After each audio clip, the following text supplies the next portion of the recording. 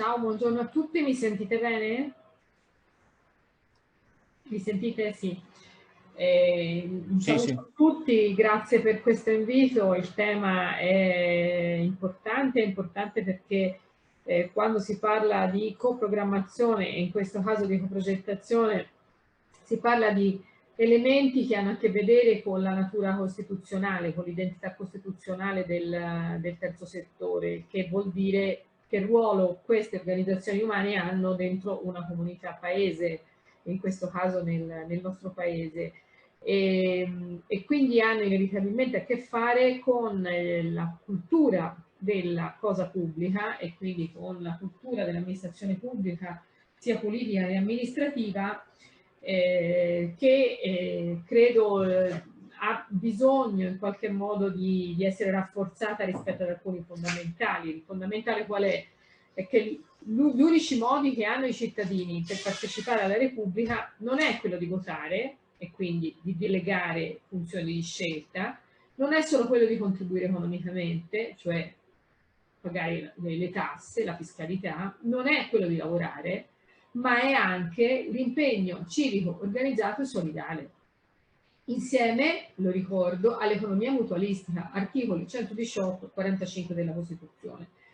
Questo vuol dire che quando i cittadini si organizzano per accedere collettivamente a beni di interesse generale, per generare azioni di solidarietà, questa partecipazione sussidiaria e concorrente dei cittadini che si organizzano all'azione dello Stato è riconosciuta, sostenuta e promossa. Ovviamente noi sappiamo che questo non sempre è una pratica amministrativa,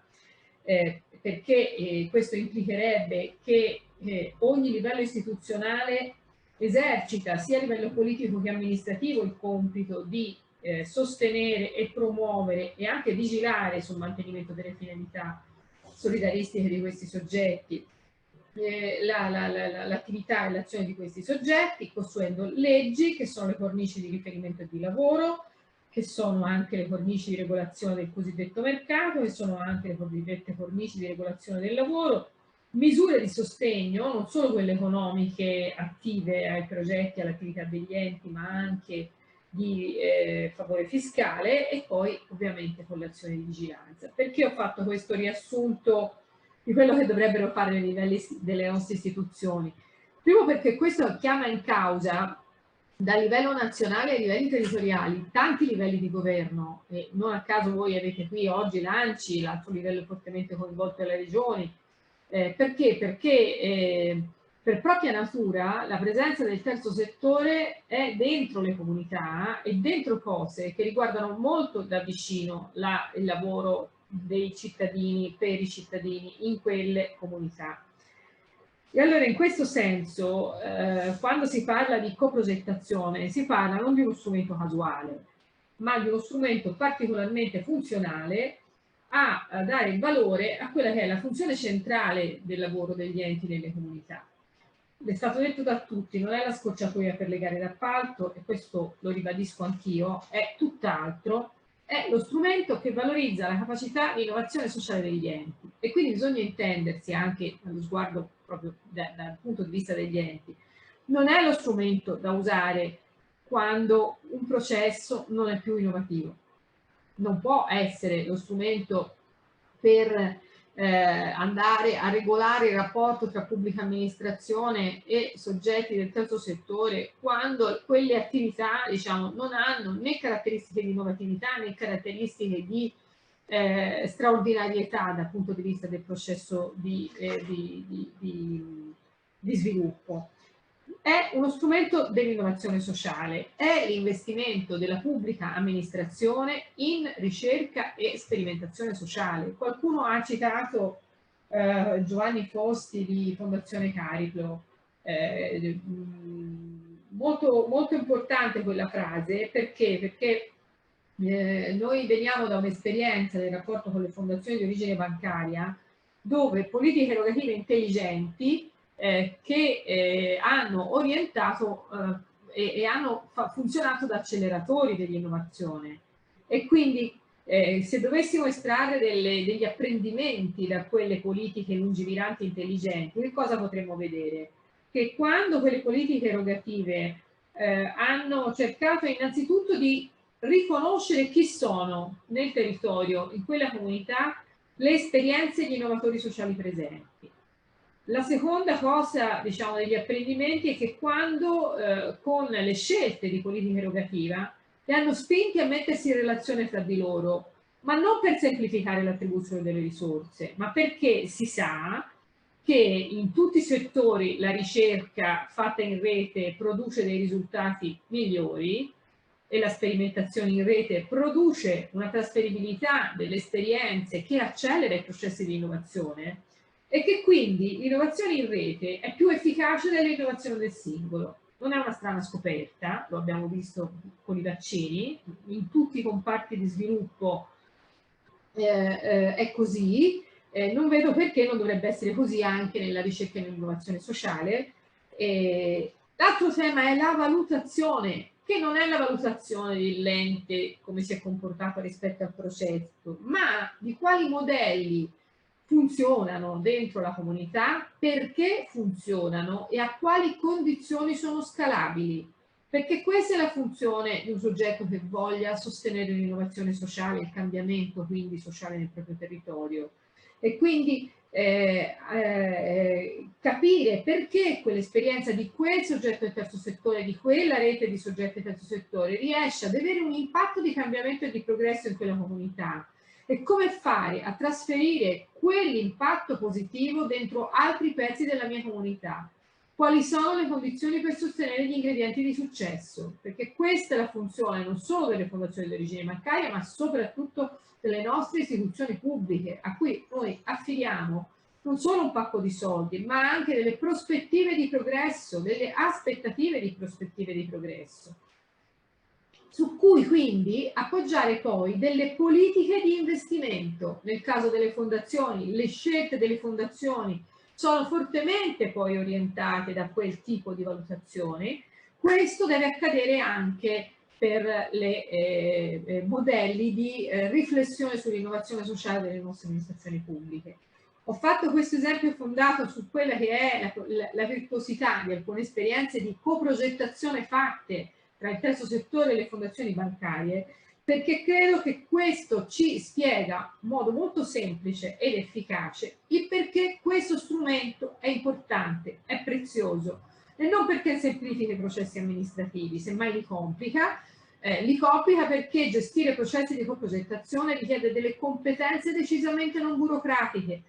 non solo all'interno degli enti terzo settore, ma anche nelle pubbliche amministrazioni, ma anche nelle fondazioni di origine bancaria, laddove si voglia adottare questo approccio culturale al progresso e dove si voglia lavorare per utilizzare al meglio le risorse che ci sono affidate per cambiare i fondamentali in positivo delle nostre comunità.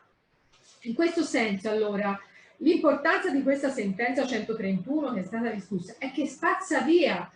tutta la discussione, tutti i dubbi e la confusione generata dai diversi pareri del Consiglio di Stato, perché vi ricordo che non ce n'è uno, ce ne sono stati tanti, l'uno in contraddizione con gli altri, e rilegittima pienamente quello che sta nelle esperienze e nelle buone pratiche tra terzo settore e pubbliche amministrazioni in Italia,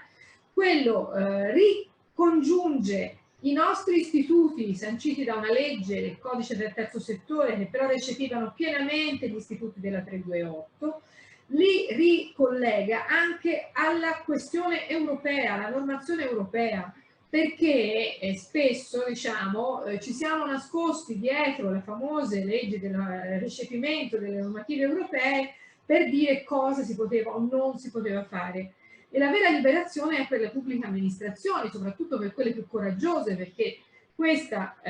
sentenza consente agli amministratori che se la sentono, che hanno già adottato delle procedure e degli strumenti che,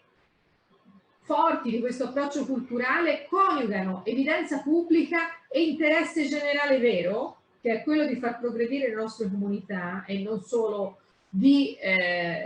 attribuire i soldi, di andare in autotutela per gli amministratori nella gestione delle risorse pubbliche, e quindi libera le pubbliche amministrazioni per utilizzare questi strumenti. Ovviamente questo si può fare quando abbiamo capacità istituzionale, che vuol dire competenze, che vuol dire una strumentazione, una riflessione sulla strumentazione da mettere in campo e quindi procedure e buone pratiche. In questo momento è all'attenzione dei livelli locali e quindi di comuni attraverso l'ANCI e delle regioni la discussione sulle linee guida, sul documento base delle linee guida che è stato licenziato dal Consiglio nazionale del terzo settore un mese e mezzo fa ormai e che è proprio in consultazione in questa fase a livelli territoriali, a livelli delle regioni e dei comuni, perché è importante partire da un approccio culturale condiviso della pubblica amministrazione su cui poi rinforzare le competenze sia di chi amministra negli enti che all'interno del terzo settore. Sulla formazione del terzo settore è chiaro che noi stiamo facendo un investimento molto importante sia attraverso le risorse di un PONSPAO che sta coinvolgendo più di 200 persone all'interno di un percorso formativo strutturato di 100 ore proprio ed esclusivamente su questo tema, perché non dobbiamo dare per scontato la formazione all'interno dei nostri sistemi degli enti, sia attraverso i percorsi di FQTS, quindi dei percorsi di formazione, sia quello base che quello di alta formazione all'interno della formazione dei quadri del terzo settore, proprio perché siamo consapevoli di quanto va rafforzata cultura e strumentazione rispetto a questo tipo di procedure, di pratiche e di visione. Però mi preme segnalare che nella prima giornata formativa del corso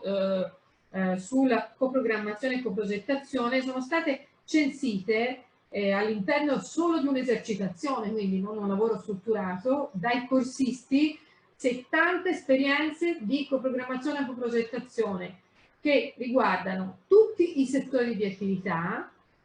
e questo è molto importante,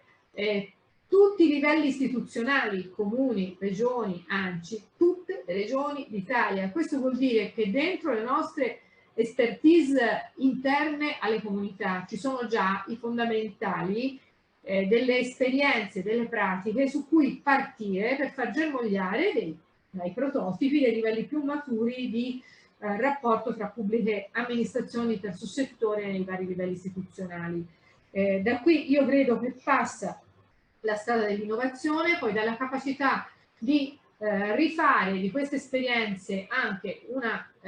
possibilità di circolarità a livello regionale, a livello nazionale, passa poi anche la capacità di terzo settore di amministrazione di crescere ed evolvere attraverso questi strumenti verso soluzioni decisamente sempre più innovative e di utilizzare poi questo tipo di strumento per dotare le nostre comunità dei luoghi di innovazione permanente che rappresentano in qualche modo i presidi del progresso sociale. Ecco. In questo senso io voglio dare una spinta, con questo è un messaggio rispetto a liberiamoci da questa